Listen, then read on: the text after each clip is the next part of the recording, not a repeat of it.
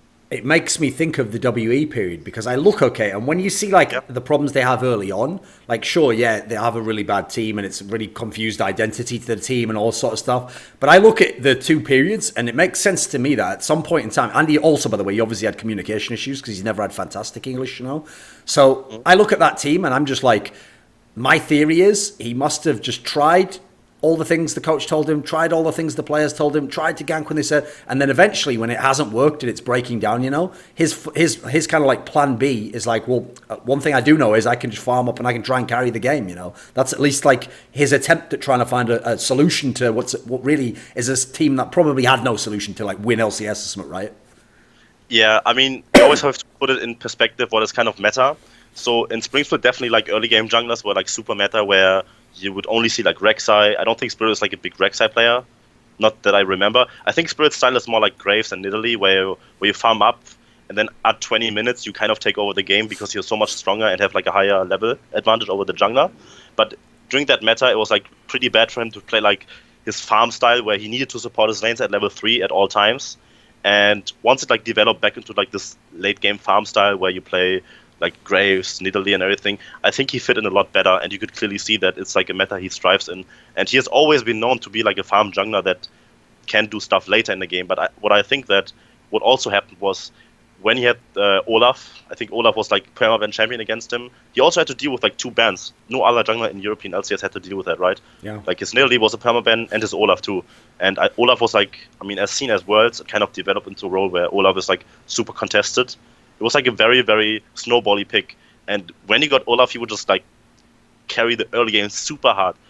Despite him, like, there were like so many games I can remember where he was like 3-0 on Olaf or 5 or 6-0 on Nidalee, and Flag would still lose the game, you know. But it's not in his like, it's not up to him to like win the game then in the late game, because jungle doesn't really have an influence role if your like frontline is kind of bad in a carry oriented meta, you know. Sure. So it's really hard to like be hard on him based on results, because you have to see what he actually did in each individual game and if it was what he needed to do, if it was his job. And I thought that in most of the game he executed his job very, very well.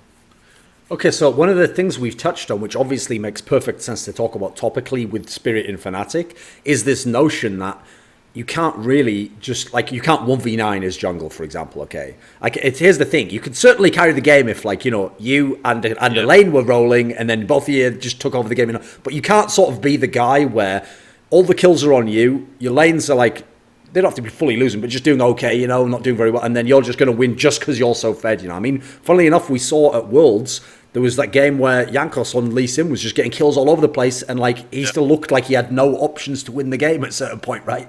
What's the problem in League now in that sense? Yeah, I mean, it was like not only the Lee Sin game, he had an Olaf game where he was like 7-0, and he was like completely rolling over people, but I think it got like super hard at the point for him to do anything, because I just feel that the biggest problem in League right now, I mean, I think even Monty, Christo, and everyone, like high personalities, like with a like, big following, they already like always address that problem in League, that it's getting too team oriented, and the superstar factor is getting put out. I mean, you could probably see even Faker. The things Faker did in like season 3 were unreal comparison to what he did now, right? Yeah. I mean, sure, he's like still the best player in the world, but if you put him in season 3 in the context, he would just like 1-on-9 games with 1 kill. He would just snowball a game and be like a superstar player, right? But right now, if you could see where he had to play with blank, he got like put in a position where he would like often not succeed as much because his team wouldn't give him the needed tools, right? And I think complementary to players, like role players that we call them, they're like more important than ever right now to do their job correctly. And if one of them doesn't do their job correctly, it's a lot harder to actually shine as an individual player right now. And even if you like the superstar player, for example, Forgiven in H2K is like a really good example. He would win lane by like 20, 30 CS. He would always like meme about, I have to play 2-on-3 and whatsoever. But he can't do anything in the game, you know, alone if his team doesn't do what they're supposed to do. Which is, it's like a trend that is like has developed because the game is so figured out, and the teleport meta also, that if you make a play on the wrong side, you get punished like very severely by teleport usage of the enemy team, which is also I mean, for me it's like the game is like, it's not supposed to be like your carries take like both 50% of importance in late game. It's more like 20-20-20 every role, right? Okay. Even if you're the jungler and you're playing let's say Elise, if you don't hit that cocoon in a late game team fight on a target or initiate, you're completely useless. You need to do, like, everyone needs to do their job correctly right now, and it's like a very, very team oriented game.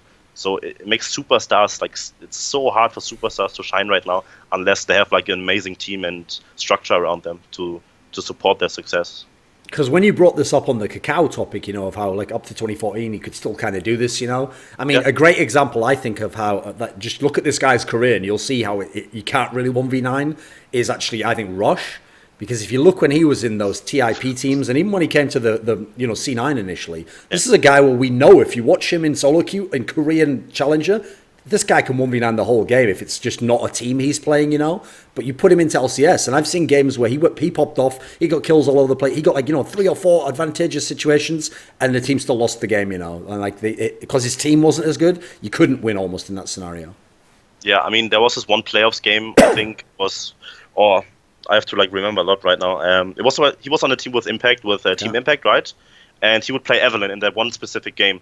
And I just remember that... was it in the Gauntlet? It might have been the Gauntlet last year. It might have been in the Gauntlet, but there was this one game where he had 10 kills. So I think the total score was 11-2 or something, and he had 10 kills on Evelyn or some ridiculous thing where we would say, okay, this game is over because he's going to carry the game. Yeah, sure, right? Yeah, it's not going to happen, I mean, as a jungler, you can only have so much impact, but yeah, Rush was the best example. He would be complete carry in solo queue and would 1-9 everything, but I think once team get better, even if you have a fat jungler right now, you can't really do anything alone. You still need to, the thing is, it doesn't make a difference if you have 10 kills or 5 kills or 3 kills as a jungler currently. That's what I think. I mean, sure, the mid game is a lot easier because you have so much raw power in items that you can overcome these issues, right? But in late game, where all carries have all the items, or at least 3-4 items, I think it doesn't really matter how many kills you have as a jungler, because if you do your job correctly and position properly and play the map correctly and the objective game, you will always win against the jungler that is fat, that doesn't have the same support, right? So do you think then if you are a jungler that's somehow snowballed, it's almost like you have a set window where you have to fully close the game, the whole team just has to finish this game in 30 minutes, otherwise you're basically that advantage just neutralizes, right? It's wasted gold. Yeah, I mean, it's all a giant setup for the Baron play, right? I think a lot of teams are just struggling to properly close because of Baron, and I mean, so what the game is optimally doing is you take the 2 outer turrets, and then you go mid lane, you take the mid lane tower, you take control of all the jungles, and then you start with outer towers, right? And once you have the first 6 towers down, it's usually around 20 minutes, where it gets really shaky for all the teams because they have no idea how to close with Baron. And it might be too early depending on what champions you have, or RNG with the dragons right now. If you have 2 Earth Drakes, you instantly one-shot Baron, right? But I think it's it's a very big timing window, or but rather small timing window, I think, where you can really close out the game as a jungler if you do the right thing with your team together. But if you surpass that timing window of 30 minutes, and when everything kind of neutralizes, I think your impact is completely irrelevant what you did in the previous game, in the previous 20 minutes, because you're just another champion, and there are 10 champions, right? Sure. On the map. So that's what I think, at least right now. So who is our third name going to be? I think DiamondProx should be on their list as a third. Okay, sure. So obviously a very, very famous name. What famous. Stands out about DiamondProx for you? I mean, everyone knows that he's famous for a couple of things, right? The M5 era, where he would just invent counter jungling, what we know as standard today. But at the time, it was something completely new, and he would just go off in all these games. And then he's known for his innovative picks. Sure. I mean, if you look at his champions played over his entire career, I think he has 50 champions or something on it as a jungler. If I didn't look it up, but he played everything. He invented Xin Zhao, how to play. He invented different kind of item choices. He was very I mean, he played a lot of shit. He played Udyr, Nasus. He was very known for Evelyn. His Lee Sin was really, really good. He played Jarvan. He played everything. Honestly, he could play everything at that time. And just I think the season 2 M5 era was he was considered as the best jungler pretty much by even the likes of Insec. Yep. Who is also there was this famous 1-on-1 against Insec and DiamondProx, if you remember that, where DiamondProx played Udyr and Insec was playing Lee Sin, and Udyr was just like outplaying him. That was like one of the plays that always stuck in my mind because two of the most iconic junglers face off in a one-on-one in such a like a way. And yeah, I think DiamondProx overall is just, I mean, many would just consider him as like a legend, legendary status. Sure. In the West and in the East, If you go to like any Korean right now and ask, do you know DiamondProx? Yeah, they would say, of course, Of course they know, for sure. So one thing I find really interesting about DiamondProx is that almost no one ever says about his mechanics, right? And he's not thought of as some like mechanical god or anything. But if you think of some of the champions he's played, I mean, yeah, he obviously had at one point in time in like season 5 like a very good Nidalee, and he had Lee Sin that was very good at one point in time, So it's like I always think he's a player where sometimes we think of mechanics as like the guy who can like do stuff very quickly, or that sort of thing, or do a lot of things very quickly. But it felt like it was never an issue for him somehow. It was like very smooth mechanics or something. What do you think on this issue? I mean, obviously, I played against him twice in my career. Over like my first initial split with Lemondogs, I played against him. There was like he was like still good, but nowhere near the level where he was in season 2, right? Yeah. And then I faced off in season 5 against him. Was it season 5? Yeah, he was in Gambit and you were in Elements, right? I was in Elements, yeah. I mean, we had a pretty bad split, but we still 2-0'd Gambit, even though Gambit was like considered a team that can go to Worlds, and they were like having a really strong gauntlet run if they would have made it. I think they could have went to Worlds because they had like such good star power on their team with Carbo Shard and everything.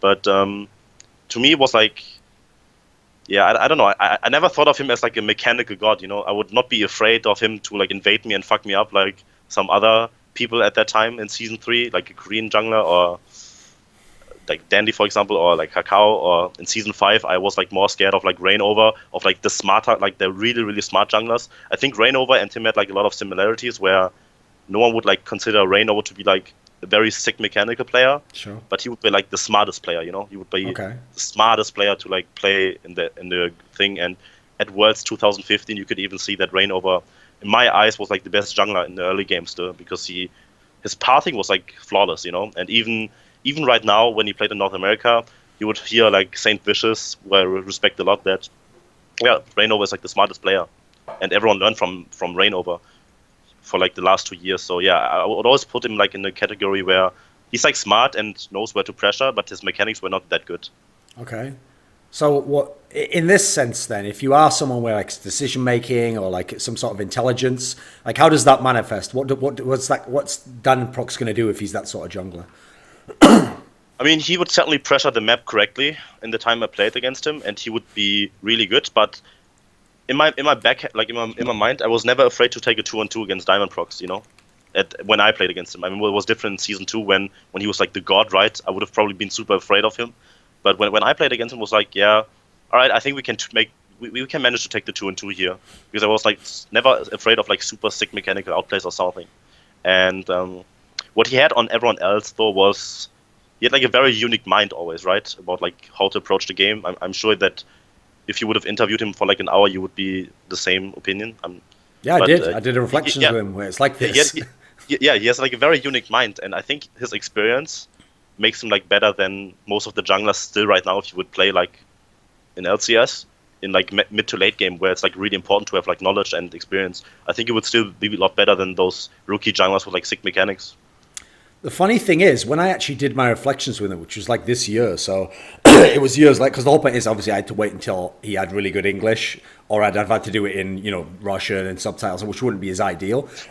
He's a person where I always used to love reading any interviews he did or looking up his like builds on pro builds, because it's like it's not that he always was right, and he always did invade everything and it was always correct, but it's like there was always some sort of like a logic to how he'd done it, but it was like his own logic, And so what I found is when I talk to him, he is a perfect interview candidate if you want to know things. Like, for example, if you were going to play this champion, what is the philosophy of this champion? Or if you were going to play against this opponent, what would you have to do if he's on this champion at this point in the game?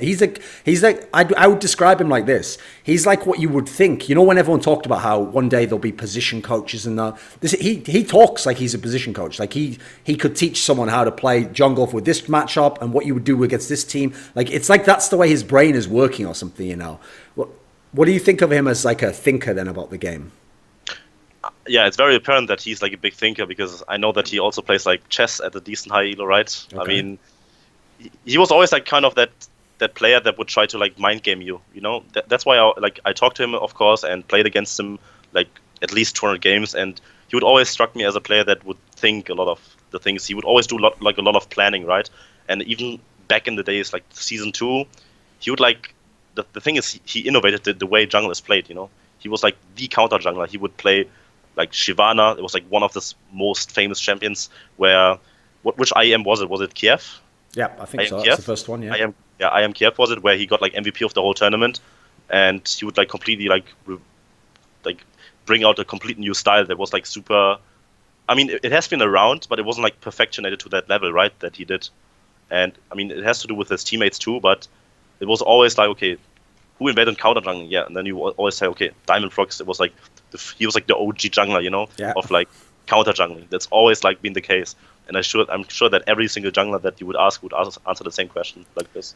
One of the fun things about the fact that he did keep playing past like that prime, you know, is that when someone's in their prime, often they have almost like all the qualities, you know, like they're the best in this way and they're the best player. And, you know, like say, you stack up so many qualities that it's just like, well, they're the best. That's why everyone thinks they're sick. But what's funny is when you get older in your career or the other people catch up, you kind of see like what like the primary qualities that you're really, really good at. Because that's where you're still going to have your edge, you know. So it's obvious that he has been ridiculous at like innovating champions. I mean, most other people, okay, maybe they were like the best on a champion, that's why they're thought of for that champion. You know? But the sheer number where it's almost like it wasn't like all the junglers testing stuff out and figuring it out. It's just like he does it, and then everyone else is like, yeah, we'll just do that. It works. Like the sheer number is ridiculous at this point. Because even in the latter seasons, you can think, yeah, he was the guy where he brought Sejuani in, where you were like, what? You know, that came in at that clone IEM, and then he obviously had, famously, right after they nerfed Evelyn was when he brought like that AD Bruiser Evelyn in, when it used to be an AP. Obviously, like, I mean, some of this stuff, it's like he's literally the one who came up with this stuff, right? I mean, from what I know is, I mean, you could always like scout him before the games, and then he would play like something like Evelyn. You could like scout him very well, right? But you would never understand like the philosophy behind why he's doing this. I mean, there were like a couple of times in my career where I like looked like I was scouting, and I was like, why does he play like Volibear? Like, what does he think? Why is the champion good? You know? And then when I actually see it, how he plays it, it makes a lot of sense. Which is, yeah, I mean, it's hard to explain, because you would really have to like go back in time and play against him when he actually thought of these like very exotic item builds, I guess, or builds how to build champion. But yeah, it's definitely like this, where he would like innovate a lot of stuff and be really successful. Like the ratio of success and failure on those champions, he would always perform well, usually, if he has like a new champion that he plays. What did you think of him in the Gambit era of Season 5 and Season 6? Well, I mean, not really Season 6, but, you know, like basically the era when the name's Gambit, but it's not a load of Russian players. So I kind of think of it as like a separate Gambit. You know, what was he like in the era where he wasn't just with Darien and Genja and Alexic, you know? I mean, I played the entire split against him, and for me, he was never like he was not the superstar that he used to be anymore. He was like just a role player in that like sense, because he would like cover a lot of. He would be in the top lane like 24/7, and the thing is, for me, he wasn't even like that big of a thinker, because it was very predictable what Gambit would do. You know, they had this kind of weak bot lane with Edward and who was it? Pinoy. Was it Pinoy? Pinoy. They had like a kind of weak bot lane. But they're like an extremely talented and good top side, right? I think even when they played IEM against like CJ, like Carboshot was like playing AD Jarvan or something and almost carried the game, which Diamond's help, you know. And I thought that was very obvious how he played, because he would always like take the same route, be top lane level 3, and would sit in brushes and help his star player, right? I mean, it was like very a telegraphed style. Yeah, it was effective in European LCS, because not a lot of top laner could deal with Carboshot, you know? I mean, even Huni, when he went up against him, he went like 0-8 in that one game. And Huni was like considered to be like a monster at that time, you know? Sure, yeah. Which was also a really bad Maokai game, to be fair. His only tank game he ever played in LCS. But had a traumatic effect on him. That's why we can't get him on tanks anymore, right? Yeah, he's like, probably. But yeah, he would always like be super obvious at what he does, but I guess he had to do it because Kabasha was so demanding. But I feel like he lost. How is it called? You don't lose confidence. I mean, he was still doing his job, but he was no longer like the innovative player that was like creative in his ganks, in his style, in his item builds and everything. It was like just another player for me that did his job, Okay. But that also might be true because of the evolution of the game. Because right now it feels like this, that every jungler is just another jungler and does his job or doesn't do his job. There's like no key differences between junglers, I feel, when I watch them play at least. How difficult is it to innovate new champions? I mean, obviously it requires experimentation, etc. But isn't there an element to which, sure, if say someone is a top jungler and they I'm sure everyone experiments a bit, right? Let's say they do find something, sure they're going to try it out a bit more. But in general, if you in your practice, I mean, you're probably going to spend a lot of your time looking at what the strongest in the meta is and just trying to be the best on that, right? I think it's impossible now. I think we have seen everything. I mean, you have that one odd weird pick. I think the weirdest pick we had all the year was support MF from Gorilla. Sure, yeah. In 2016, there was like a very surprise pick.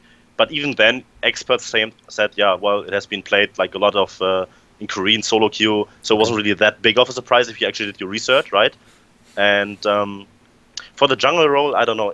I feel jungle is narrowed it down to such a weird role that you have to do your job. You need to have a pick that fulfills this job because the game is played in a specific way and a very macro and objective oriented way. I don't think it's that easy that you can just play AP brand in the jungle and style on kids. I don't think we won't see that anymore. I don't think so. Not in the current version of the game. But back then, I mean, you always have the meta game, and then there's like DiamondProx who just bust out another champion or play another champion into something. But I think we are like past that time right now where we can actually see like any sick innovations in the jungle role currently. Okay. Right, who is our last name? Who is the fourth name we're going to put up here? It has to be the most dominant jungler, I think, to ever play this game. It has to be Dandy. I think Dandy needs to be on every single list, pretty much.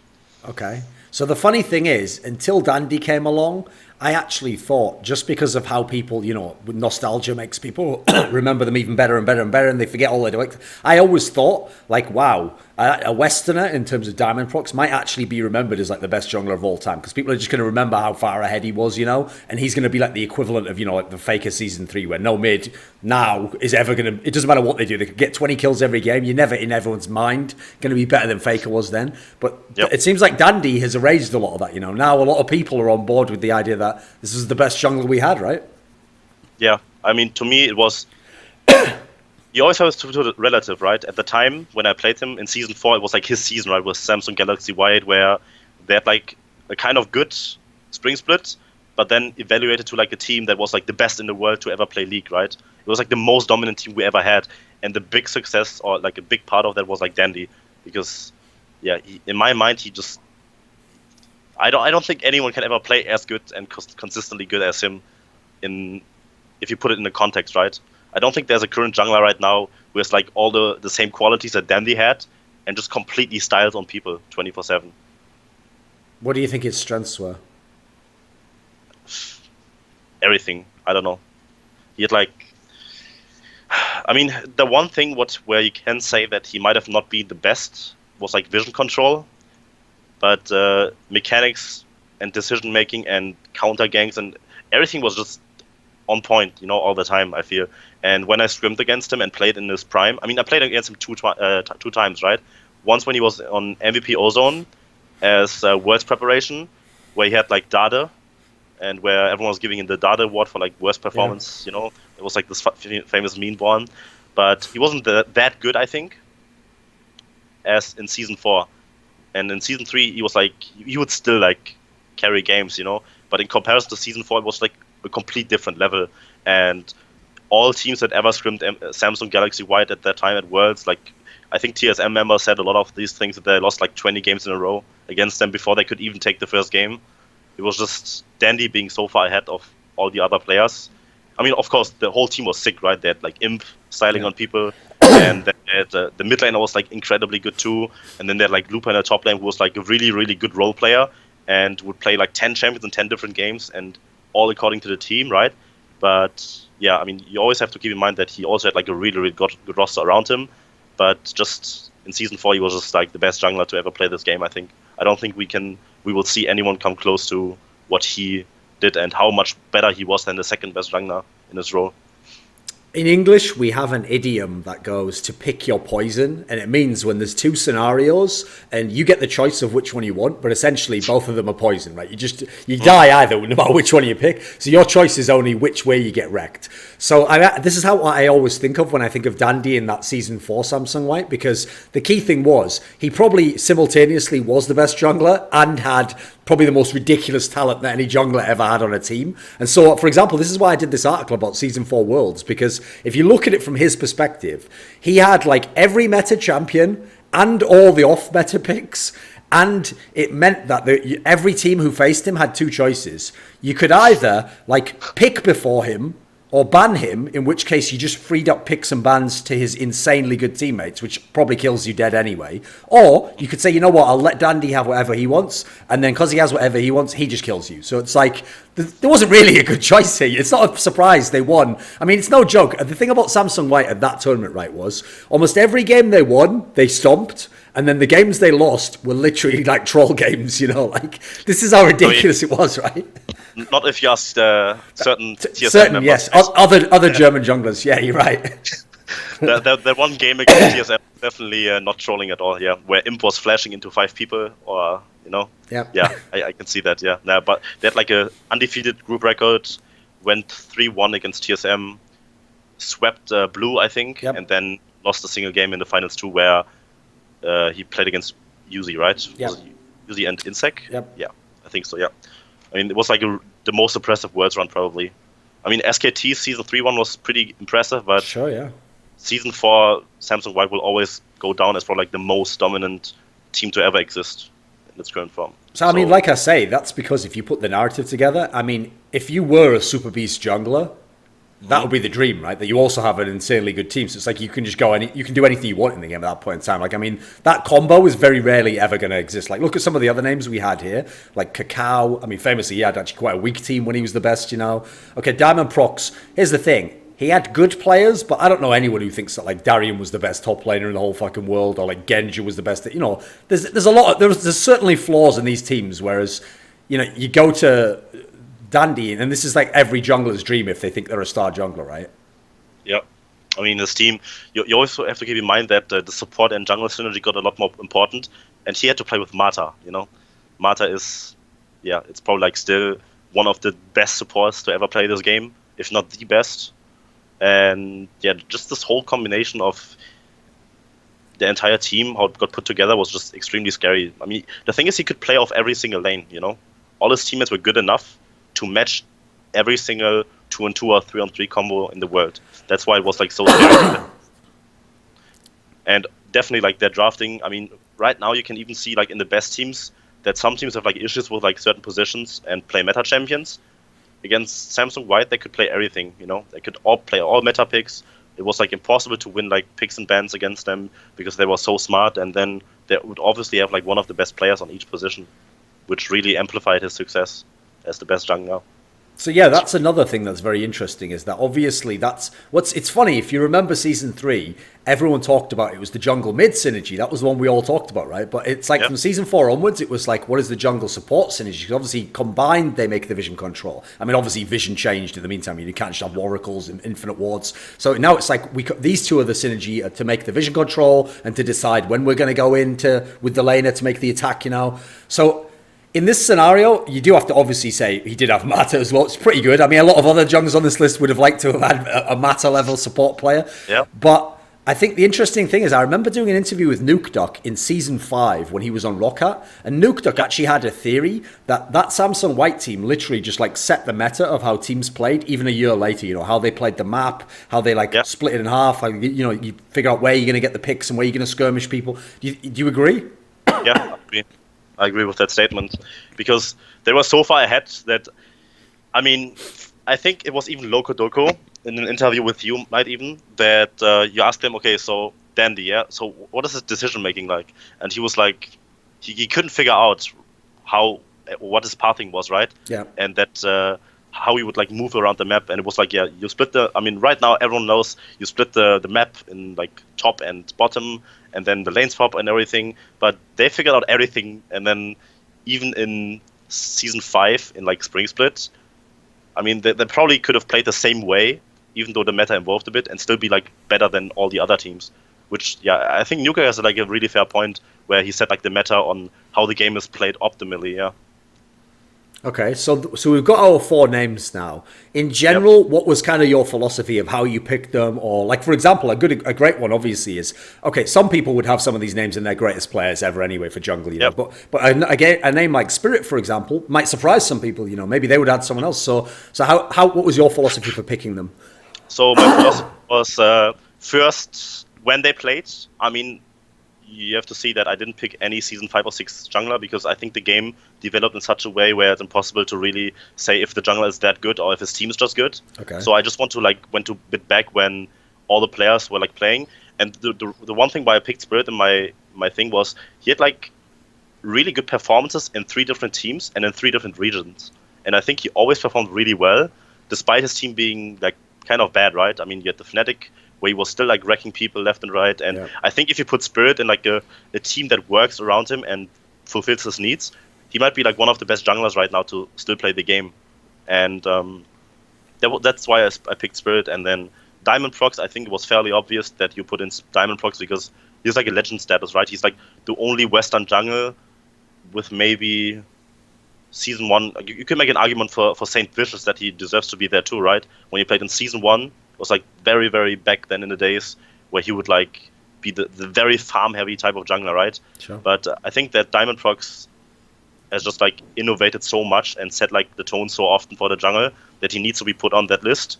And for me, you could also make an argument that Insec could go on the list, but I feel like Insec's career wasn't like lasting long enough to like. I mean, he was like one of the best junglers in the world too, but I feel like Kakao and Dandy, I mean, Dandy for sure deserves there. You can make the argument that Kakao and Insect, you know, I had a very hard time figuring out if I want to put them both on it or not. Okay. But I ultimately choose just Kakao with the way he like played the game was just, it was like from personal experience too, right? So I feel like that Kakao just played like a really, really aggressive and in your face, and yeah, I don't give a shit style, which in my mind is like very, very iconic to his. I mean, it fits very well with his personality too, right? You would always see him kill people and laugh, and people would just like, yeah, the cameras would always be on him, right? So yeah. I think that's why I choose like I did.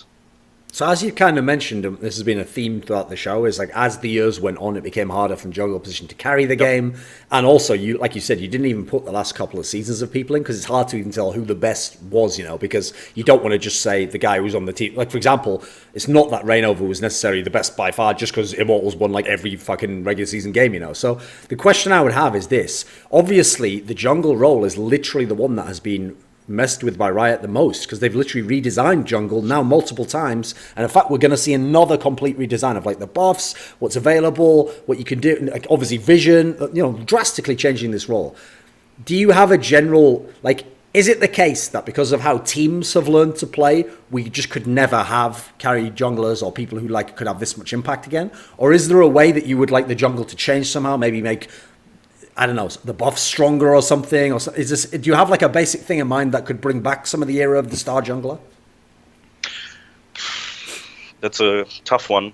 I think, like I said, I think the game is too advanced right now to ever allow such a thing to happen again, where junglers completely 1-9 take over the game. I mean, sure, you have like really good performances, but you don't see them as frequently, right, as before. And I mean, yeah, now we have plans in Season 7 that don't really do anything for the jungle because it's like a whole team can play with it, right? And they simplified a lot of stuff down for like buff control, where they removed all smite rewards, right? Where you could just, I mean, the one big example I would say is use SKT for Worlds. You would always constantly see them control like the enemy Raptors, right? Just because of that reason that they take away the Oracle buff, which was like something that a lot of decision making had to go into that because you could just clear wards very early in the game with the jungle, which would be like really good for objective control if you contest a blue buff or something, right? But I think the jungle role right now, while it's really strong and picks like Hecarim are like super carry oriented or Graves are like super popular in solo queue, and Nidalee, of course, like Nidalee is the best example. I think Nidalee was like the only champion where you could see like very, very sick performances frequently, because I can't recall like a single bad Nidalee game that we have seen at Worlds or in the whole of like 2016 where I wouldn't say that Nidalee is like a really OP champion. Okay. Like I think it's like the champion design. Yeah, I think Nidalee is like the most OP champion in the jungle throughout whole 2016, which allowed really good junglers to carry games in the way we have seen it in earlier seasons. But before that, I think the champions that are designed are either like nerfed too much. I mean, Lee Sin is always like a champion where Lee Sin is like the perfect champion, right? If you're like an S tier player, like with sick mechanics, Lee Sin becomes S tier. But if you're just an average or above average player, then Lee Sin is like trash tier, right? Yep. So yeah, it's a tough question, but I think it has to do with like champion design. And the problem is, if a champion can be used in a way where you can like carry games 1-on-9, then it's probably like too problematic to deal with, and it's gonna get removed instantly. I think we just don't have the variety of junglers that are there to completely take over games right now in a professional level, not in a solo queue level.